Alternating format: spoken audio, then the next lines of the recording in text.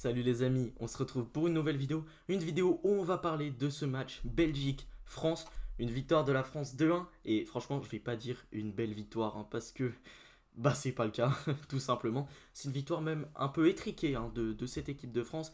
Je vais vous montrer directement les statistiques. On voit 20 tirs à 14, 7 tirs cadrés à 4, 46% de possession à 54, on voit une possession de balle globalement plutôt équilibrée, surtout qu'en première période c'est la Belgique qui l'a.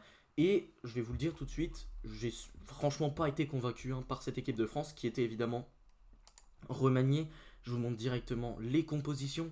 Il y avait donc Mike Maignan, Lucas Digne à la place de Théo Hernandez, William Saliba, Ibrahima Konaté, Jules Koundé.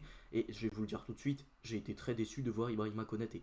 Pas qu'il ait fait forcément un mauvais match, même si la défense française a globalement fait un mauvais match. Mais moi j'aurais aimé voir Wesley Fofana, je vous l'ai dit depuis le départ, j'avais envie de le voir avec les Bleus. Au final on l'a pas vu, c'est un peu dommage. Au milieu de terrain on avait donc Matteo Guendouzi, Tchouaméni, Koné, on n'avait donc pas ce fameux 4-2-3-1 dont on a l'habitude. Et franchement je pense que ce soir ça aurait été un match où le mettre, ce fameux 4-2-3-1.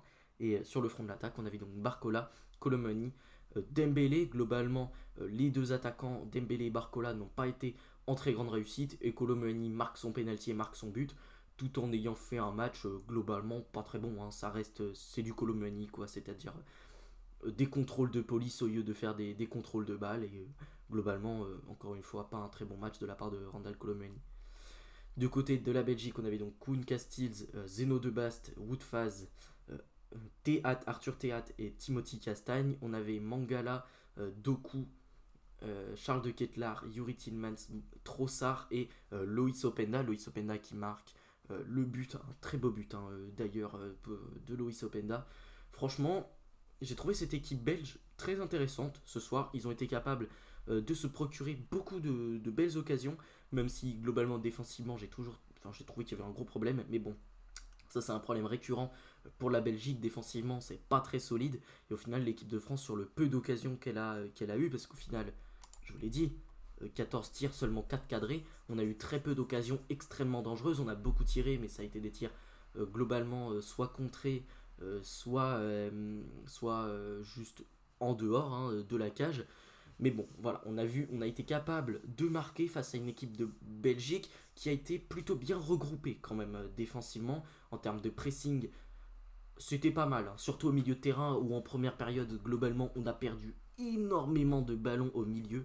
On s'est fait complètement manger au milieu de terrain en première mi-temps, mais j'ai été choqué de voir la performance des Bleus au milieu de terrain, où globalement j'ai trouvé que on manquait vraiment d'aisance technique, de sérénité au milieu de terrain, voilà.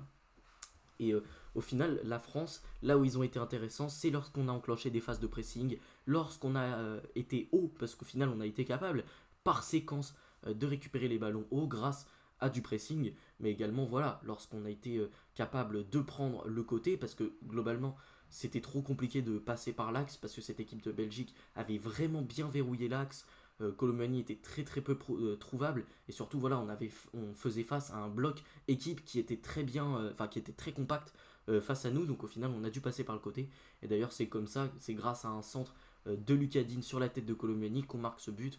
Et voilà, franchement un match de l'équipe de France que j'ai pas trouvé franchement très bon.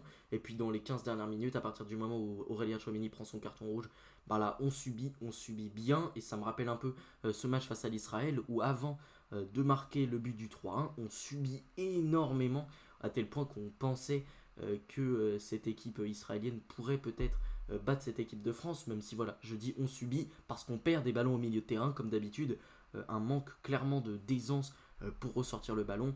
Mais ce soir ça a été encore une fois très compliqué face à une équipe de Belgique qui a été plutôt intéressante dans ses mouvements offensifs, et face à une équipe de France dont les attaquants ont été assez peu inspirés. Franchement en termes de créativité j'ai trouvé que c'était assez moisi, on va pas se mentir, c'était bien pourri. Et également, je suis désolé, mais l'équipe de France qui joue en possession, mais il n'y a rien de plus ennuyant en fait. C'est infernal, c'est infernal. Je sais pas à quoi joue Didier Deschamps, mais c'est moche, et ça marche pas en fait. Il faut faire quelque chose. Didier Deschamps, il va falloir que tu commences à trouver une tactique moderne, avec du pressing haut par exemple, parce que je l'ai dit, par séquence, quand on a pressé un peu plus haut, on a été intéressant, et c'est là qu'on s'est procuré nos meilleures occasions. Donc à un moment donné, Didier, il va falloir arrêter d'essayer d'avoir un style de jeu un peu anachronique et avoir un style, avoir un bloc médian très passif, parce qu'en fait ça ne marche pas. On l'a vu avec le Real Madrid en début de saison, ça ne marche pas du tout.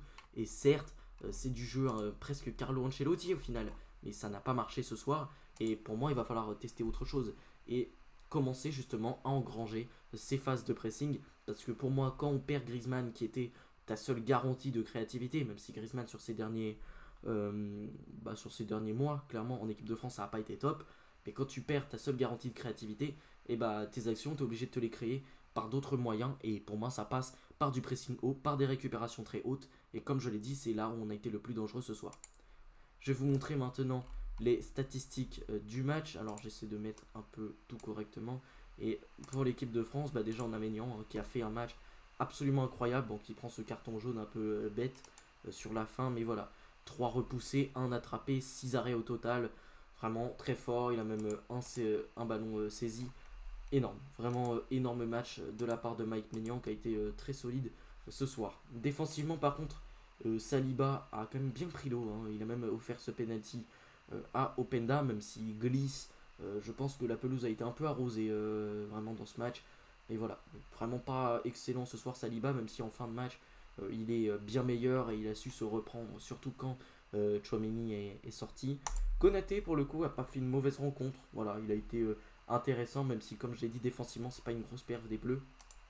Lucas Digne offre sa passe décisive, mais défensivement voilà, 2 interceptions, 3 dégagements, 4 tacles réussis, 1 dribble réussi, et voilà, ballon touché quand même pas mal, 2 passes clés délivrées, il a été pas mal du tout. Et on voit d'ailleurs au niveau des passes clés, bah, le meilleur au niveau des passes clés c'est Tillmans avec 5 passes clés, Doku 3, Lucas Digne 2, 2, 2, il n'y a aucun Français hormis Lucas Digne dans ses classements de passes clés, donc déjà c'est plutôt pas mal. Il a fait une rencontre vraiment intéressante. Bradley Barcola a pu être déséquilibrant par moment, mais je suis désolé, mais moi je ne comprends pas sa note ce soir. Alors certes défensivement, voilà, 1 dégagement, 2 tacles réussis, 6 dribbles réussis, ça c'est vrai que c'est énorme. Je suis désolé, mais il a pas tiré, il s'est pas retrouvé vraiment dans des positions de frappe extrêmement dangereuses, de tir cadré certes, mais pour moi Barcola il fait pas la perf du siècle en fait.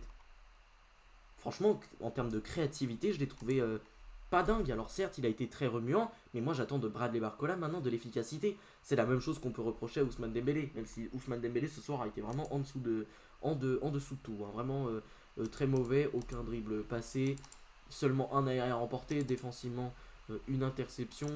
Au niveau des passes clés, 0. Vraiment Dembélé, c'est vraiment pas un match à mettre à son crédit ce soir. Comme je vous l'ai dit, Barcola intéressant, même si je ne l'ai pas trouvé très en réussite.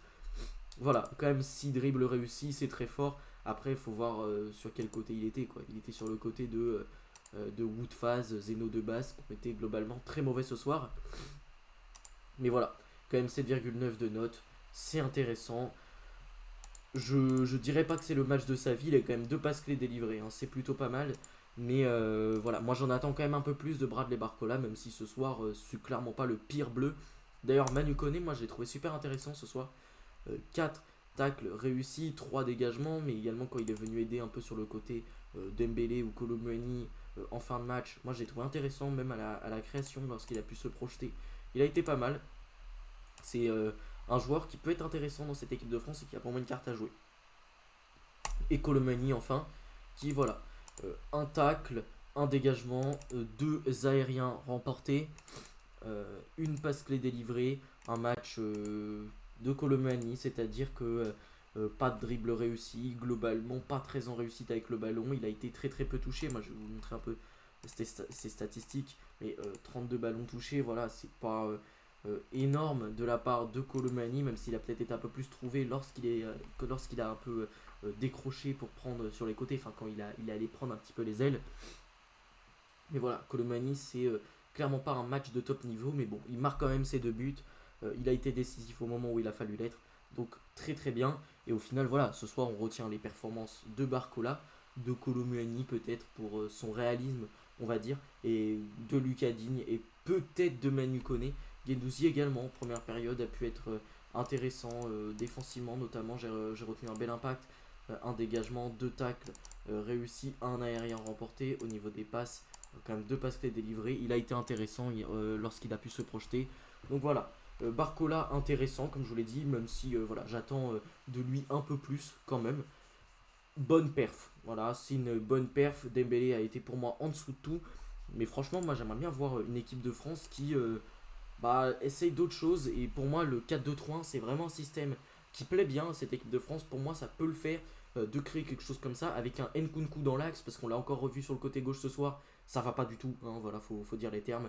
Nkunku sur le côté gauche, pour moi c'est une hérésie, faut arrêter. Pour moi c'est vraiment un joueur qui est bien meilleur dans l'axe. Et à Chelsea, certes, il a joué pas mal de fois côté gauche. Je suis désolé, mais par exemple, le premier match de la saison face à Manchester City, moi je le trouve très très peu en réussite. Et pour moi, vraiment, Nkunku, il est meilleur quand il prend l'axe en fait, quand il a des positions plus axiales. Donc voilà, il va falloir essayer des choses dans cette équipe de France. C'est pour moi pas un match excellent et franchement, il va falloir bouger, enfin, il va falloir aller de l'avant parce que c'est pas un résultat absolument incroyable. L'important, c'est les 3 points, mais je suis pas particulièrement satisfait de cette équipe de France.